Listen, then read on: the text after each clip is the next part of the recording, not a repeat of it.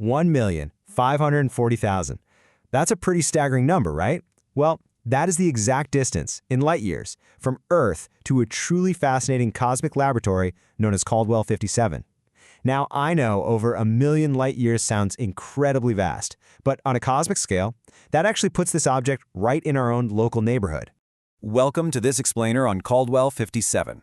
You might also know it as Barnard's galaxy, or by its catalog name, NGC 6822. Today, we're going to dive deep into a system that has captivated astronomers for decades. At first glance, it presents itself as this quiet, isolated little hermit living on the edge of the local group. But as you'll see, hiding right beneath that calm exterior is a chaotic history packed with dynamic surprises and massive hidden structures. So you've got to wonder, why the intense astronomical obsession with this seemingly quiet dwarf galaxy? Well, it's because this tiny, faint smudge acts as a literal time machine. It gives us a pristine window into the chemical evolution and star-forming engines that perfectly mirror the early universe, and it's sitting right next door. All right, let's jump right into Section 1, Meet Barnard's Galaxy. Let's lay down the foundational facts so we can really get to know our cosmic neighbor. Discovered way back in 1884 by E. Barnard, this system is hanging out right in the Sagittarius constellation. As we established, it's 1.54 million light-years away, which makes it one of the closest independent dwarf galaxies beyond the Magellanic Clouds. Optically speaking, it's classified as a barred irregular galaxy. Essentially, that means it looks like a chaotic, unshaped swarm of stars with a central bar structure, spanning roughly 7,000 light-years across. But here's the absolutely critical takeaway. Its small optical footprint is incredibly deceiving. What you see through a standard telescope is honestly just a tiny fraction of the full picture. Let's peel back some layers in Section 2, Anatomy of a Dwarf. To really understand the deceptive nature of Caldwell 57, look at how its three distinct structural layers map out.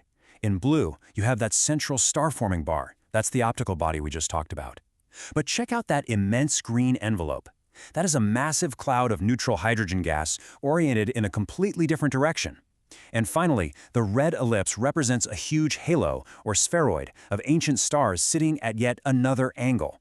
These pieces are all dynamically decoupled from one another, which is a massive clue hinting at a very complex and probably very chaotic past. This visual really hits the nail on the head. The visible starlight, that dark smudge you see right in the center, is completely dwarfed by this massive, hidden disk of neutral hydrogen, represented by the outer contour lines. That gas is the raw fuel for future stars, and it extends far out into space, harboring these huge holes and pockets of recent star formation. It just goes to show, a galaxy is so much more than just the stars we can see with our own eyes. Moving on to Section 3, a cosmic time capsule. By peering into those different structural components, astronomers aren't just looking at random gas and stars. The crucial point here is the galaxy's chemistry. Its metallicity, which is just the astronomer's term for elements heavier than hydrogen and helium, is only about 30% of our sun's. Because it is so metal-poor, studying Caldwell 57 is literally like studying a living fossil. It chemically mirrors the galaxies from 10 billion years ago, right at the peak of cosmic star formation.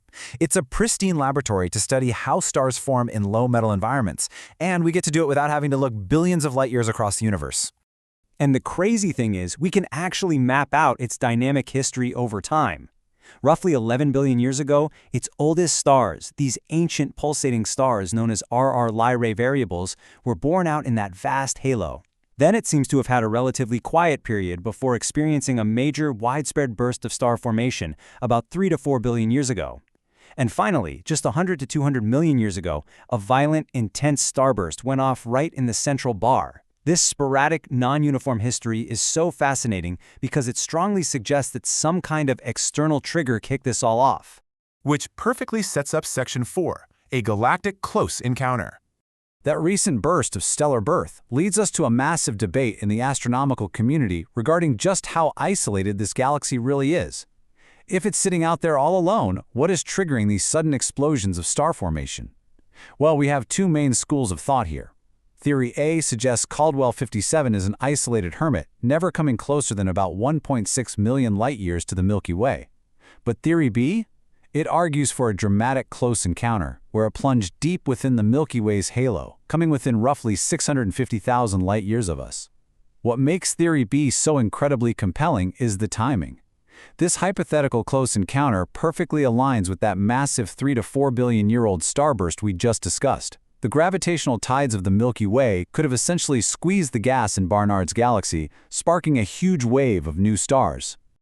Adding even more fuel to this mystery is a distinct, isolated neutral hydrogen cloud up in the northwest quadrant.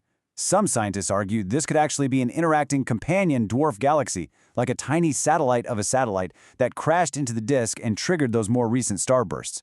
On the flip side, other astronomers have analyzed the exact same region and firmly maintain it's merely an isolated gas cloud that doesn't have any ancient stars at all.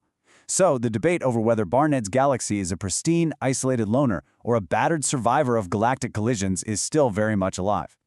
So how do we solve this? Section 5. New Views from JWST. To settle these profound debates about its galactic history, we literally have to look beyond visible light.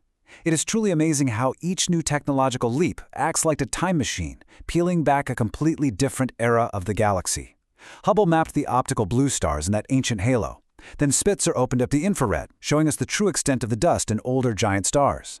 But now, the James Webb Space Telescope's deep infrared capabilities are finding entirely hidden stellar populations, like the vertical red clump, that optical telescopes completely missed, either because they were totally obscured by dust or were just way too faint.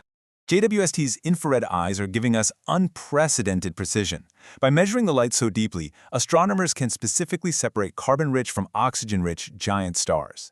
This ratio acts like a galactic fingerprint, telling us about the chemical makeup at different epochs in time. JWST also cleanly resolves intermediate mass stars quietly burning helium. This proves that, despite being a small dwarf galaxy, the chemical enrichment here hasn't been just a one-time event. No, it has been a continuous, complex engine churning out new elements for billions of years, totally unbothered by the dust that usually blocks our view. As we wrap up this explainer, I really want to leave you with this provocative thought. Caldwell 57, Barnard's galaxy, looks like a faint, totally unremarkable smudge in a standard telescope.